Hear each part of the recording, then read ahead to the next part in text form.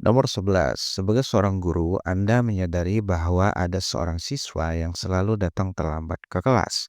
Setelah beberapa kali mengamati, Anda mendapati bahwa siswa tersebut sering kali lelah dan mengantuk selama pelajaran.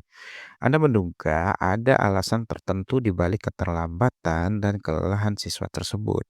Apa langkah terbaik yang seharusnya diambil oleh guru? Nah, kita lihat pilihan jawabannya. A. Anda memanggil siswa tersebut ke depan kelas dan ini kurang tepat ya, karena memanggil siswa tersebut ke depan kelas berarti seluruh temannya akan melihat dan itu tidak baik untuk mental anak. Anda mengabaikan, nah ini juga tidak bagus. Kalau ada kata mengabaikan berarti menunjukkan guru itu tidak peduli dengan siswanya. Anda mengundang siswa tersebut untuk berbicara secara pribadi setelah pelajaran untuk mengetahui alasan dan memberikan dukungan atau solusi jika memungkinkan. Ini kemungkinan yang benar, tapi kita lihat jawaban yang D.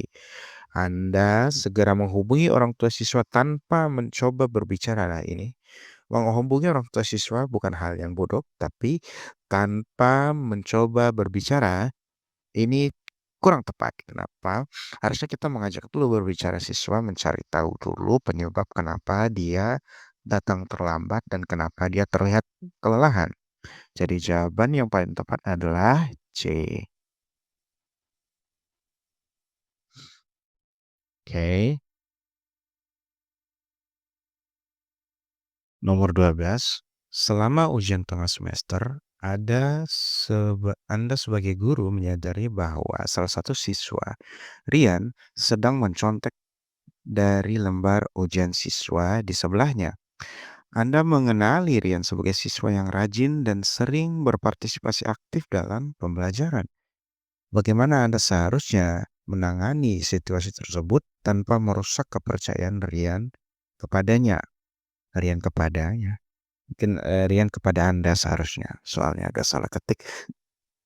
Nah, sebelum kita menjawab, kita harus pahami dulu bahwa Rian ini sebelumnya adalah siswa yang rajin dan berpartisipasi aktif dalam pembelajaran. Kalau seandainya kita lihat dia mencontek di ujian, berarti ada sesuatu yang terjadi dengan dia, ada penyebab lain. Karena tidak biasa siswa yang berpartisipasi aktif dalam pembelajaran untuk mencontek. Oleh sebab itu, maka untuk melakukan tindakan kita harus mengetahui terlebih dahulu apa penyebab Rian melakukan hal tersebut. Kalau kita lihat pilihan jawabannya, A. Anda segera menarik lembar ujian Rian. Nah, ini salah. Kalau segera menarik lembar ujian Rian, maka kemungkinan besar akan berpengaruh ke psikologi Rian. Anda menulis catatan di lembar ujian Rian bahwa dia telah mencontek dan memberinya nilai 0. Wah, ini salah karena kita tidak tahu apa penyebabnya Rian mencontek dan kita tidak tahu yang mana saja yang contek dan yang mana saja yang Rian kerjakan sendiri. C. Anda menghampiri Rian, memberikan kesempatan untuk menghentikan perilakunya dan memberikan peringatan tanpa mengungkapkannya di depan kelas. Ini kemungkinan jawaban yang benar. Tapi coba kita lihat yang D. Anda memanggil Rian setelah ujian untuk mendiskusikan apa yang terjadi dan meminta penjelasan darinya sebelum mengambil tindakan. Nah, ini jawaban yang paling benar ya. Yang paling tepat yang ini. Karena kita harus mencari tahu dulu, diskusikan dulu dengan Rian apa yang membuat dia mencontek sedangkan dia adalah murid yang rajin dan aktif dalam pembelajaran. Ya, selanjutnya 13. Selama praktikum di laboratorium, Anda sebagai guru menyaksikan salah satu siswa, Lila, secara sengaja mengganti zat kimia yang seharusnya digunakan dalam eksperimen dengan zat kimia lain yang dia ambil dari rak. Eksperimen tersebut berakhir dengan hasil yang tidak sesuai dan beberapa siswa lain yang mulai bingung. Bagaimana Anda seharusnya menangani situasi tersebut tanpa membuat Lila merasa terpojok? Kita lihat pilihan jawabannya. A. Anda segera menghentikan praktikum dan menegur Lila ini kurang tepat ya, karena langsung menegur di depan teman-temannya itu kurang tepat. Anda melanjutkan praktikum tanpa mengambil tindakan yang juga kurang tepat, artinya Anda tanpa mengambil tindakan. Nah, ini artinya kita tidak peduli. Anda menghampiri Lila secara pribadi, menanyakan alasan, dan memberikan peringatan untuk tidak mengulangi kesalahan tersebut. Ini kemungkinan yang benar. Anda memberitahu kepala laboratorium dan menyerahkan masalah tersebut. Oh, ini tidak benar. Karena kita tidak mengambil uh, usaha untuk memperbaiki hal ini, tapi langsung diserahkan ke kepala laboratorium, berarti kurang baik ya. Jawaban yang paling tepat adalah yang C. Ya, 14. Pada saat Anda sebagai guru memeriksa tugas rumah siswa, Anda menemukan bahwa tugas salah satu siswa, Arif, sangat mirip dengan tugas siswa lain, Rina. Kedua tugas tersebut hampir identik dan terlihat seperti hasil dari menyalin.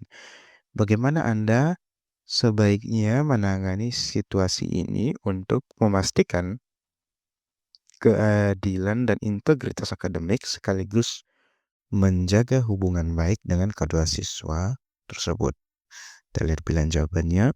Anda memanggil Arif dan Rina ke depan kelas. Nah, sekali lagi ini kurang tepat karena memanggilnya ke depan kelas. Ini akan berpengaruh ke psikologi anak. Anda mengabaikan, nah ini juga mengabaikan, juga tidak bagus, artinya kita tidak peduli. Anda mengundang Arif dan Lina untuk diskusi pribadi, mencari tahu alasan di balik kesamaan tugas mereka, dan memberikan nasihat serta konsekuensi yang sesuai. Ini kemungkinan jawaban yang benar. Anda segera memberi nilai 0. Ini juga tidak tepat karena langsung diberi nilai 0. Kita tidak tahu Arif yang menyontek Rina atau Rina yang menyontek Arif. Atau sebenarnya mereka saling kerjasama, kita tidak tahu. Makanya kita tidak boleh langsung memberikan nilai 0. Sehingga jawaban yang paling tepat adalah yang C. Nah, 15. Anda sebagai seorang guru secara tidak sengaja menemukan informasi pribadi tentang salah satu siswa Anda yang mungkin mempengaruhi performa akademiknya. Bagaimana Anda sebaiknya bertindak agar tidak melanggar privasi siswa tersebut, sekaligus memberikan dukungan yang diperlukan? A. Anda memanggil siswa tersebut ke depan kelas. Ini kurang tepat ya, karena ini memanggil siswa ke depan kelas, apalagi yang berkaitan dengan privasi. Maka ini tidak tepat. Anda mengabaikan informasi tersebut dan tidak melakukan tindakan apapun. Kalau informasi itu bukan hal yang signifikan, artinya bukan hal yang melanggar atau apa, maka ini bisa jadi jawaban yang tepat, mengabaikan, ya. Tapi kalau seandainya informasi tersebut berkaitan dengan hal yang dilanggar atau sesuatu yang penting yang memang harus diluruskan, maka ini tidak tepat. Nah, untuk itu kita coba baca jawaban selanjutnya. Anda mengundang siswa tersebut untuk diskusi pribadi tanpa membahas detail informasi tersebut, tapi menanyakan apakah ada sesuatu yang mengganggu dan menawarkan dukungan jika diperlukan. Ini kelihatannya jawaban yang paling tepat ya, tapi kita lihat yang D. Anda segera menceritakan ini tidak bagus karena menceritakan informasi pribadi orang yang privasi itu tidak baik.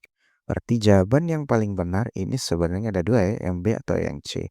Kalau B ini berkaitan dengan informasi pribadi yang tidak penting, tidak melanggar, tapi kalau seandainya membutuhkan, maka yang paling tepat adalah yang C, yaitu mengundang, lalu berdiskusi, lalu memberikan nasihat. Nah, seperti itu.